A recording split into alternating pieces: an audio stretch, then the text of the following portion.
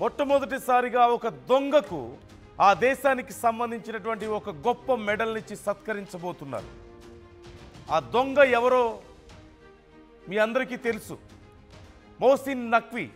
ఆ దేశం పాకిస్తాన్. అక్కడ ఇవ్వబోతున్నటువంటి medal Shaheed Zulfikar Ali Bhutto excellence gold medal award. So ఈ పాటికి మీకు విషయం అర్థమయ్యే ఉంటుంది.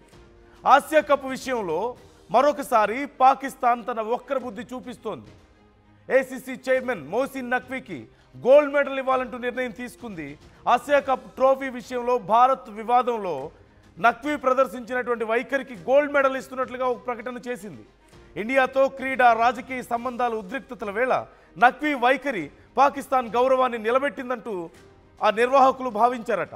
ఈ నేపథ్యంలోనే గోల్డ్ మెడల్తో సత్కరించాలంటూ నిర్ణయం తీసుకున్నారు. కరాచీలో నఖ్వీ అవార్డు ప్రదానోత్సవానికి ఏర్పాటు చేస్తున్నారు. ఈ కార్యక్రమానికి చీఫ్ గెస్ట్గా పీపీపీ చైర్మన్ బిలావల్ భుట్టోను కూడా పిలవబోతున్నట్లుగా తెలుస్తోంది. నఖ్వీ చేతుల మీదుగా ట్రోఫీని తీసుకునేందుకు ఇండియా నో చెప్పిన విషయం మనకు తెలిసిందే. ఆసియా కప్ ట్రోఫీని తన వద్దే పెట్టుకున్నాడు నఖ్వీ. ఈ నేపథ్యంలో కప్పు కావాలంటే ఏసీసీ ఆఫీస్కి వచ్చి తీసుకోవాలంటూ మాట్లాడాడు నఖ్వీ. ఈ నేపథ్యంలో నఖ్వీ ప్రదర్శించినటువంటి ధైర్య సాహసాలు, నఖ్వీ వైఖరి పాకిస్తాన్ గౌరవాన్ని నిలబెట్టేలా ఉందట. ఏముంది? ఏసీసీ కప్లో